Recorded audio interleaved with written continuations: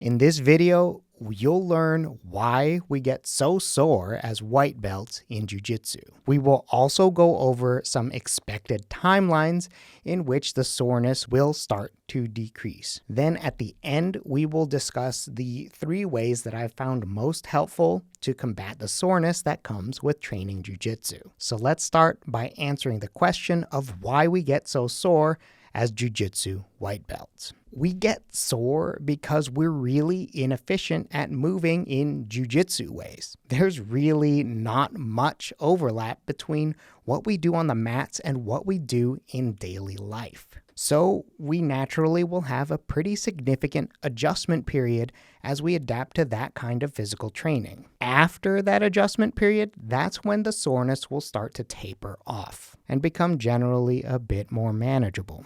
The soreness that you're experiencing will start to decrease at between 4 weeks and 12 weeks. This is really something that I've just seen in my personal experience. Also, this assumes that your training frequency and intensity remain somewhat similar throughout that entire training period. Personally, when I started jiu-jitsu as a white belt, I was about 240 pounds at 5'7", so you can imagine that I didn't have the best adjustment period. So while I was adapting to jiu-jitsu, during that time period, I was doing a lot of experimentation with ways that I could improve my recovery and reduce my soreness. And I really found that there were 3 actions that were very time efficient for me in terms of reducing my soreness while also not costing me a whole lot of time and effort. The first thing was integrating passive hanging into my routine. So jiu-jitsu presents a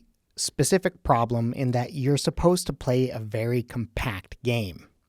That means that you're going to be scrunched up. That's going to make you pretty sore, and it can lock you into place. Passive hanging solves this problem directly. Only 5 minutes of passive hangs can make a big difference in how compressed your body is. That decompression also plays a role in keeping your joints from getting impinged and stretching out all the muscles that you're using when you're training jiu-jitsu. Really, if you're only going to try one of these things, I would suggest integrating these passive hangs. All that you're doing with these passive hangs is reaching directly up at somewhere just past shoulder width and hanging there for as long as you can and taking breaks whenever necessary. All you're looking for is that 5-minute total. The other very simple but high value thing that I integrated into my routine to help my soreness was doing a very simple pre-class routine. Literally all I did was warm up any problem areas that I had, and also warming up the opposing muscle group. For instance, if you're having issues with your shoulder being susceptible to tweaks, you can get one of those relatively affordable elastic bands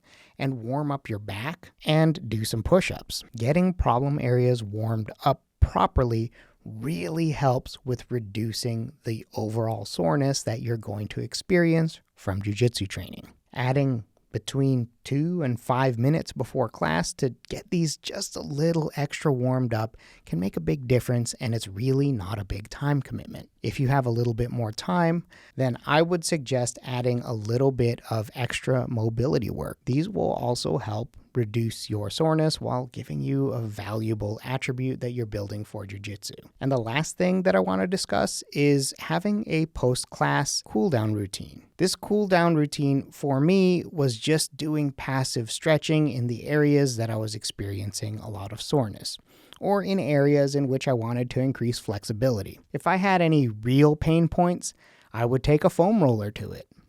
Doing it directly after class really helped me in terms of getting that soreness under control. This only takes another 5 to 10 minutes.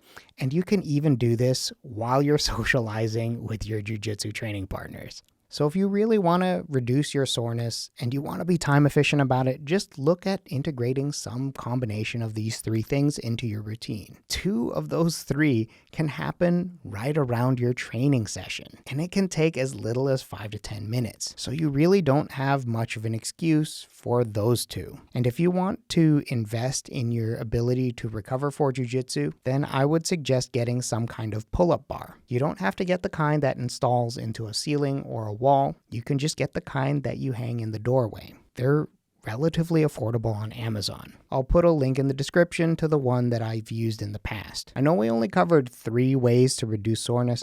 There's a lot that goes into reducing soreness overall. And if you want a deeper dive into how to manage soreness and do recovery, let me know in the comments below. I hope that you found this video helpful. And if you did, I would appreciate it if you smash that like button and you check out this video over here. And I'll see you in the next video.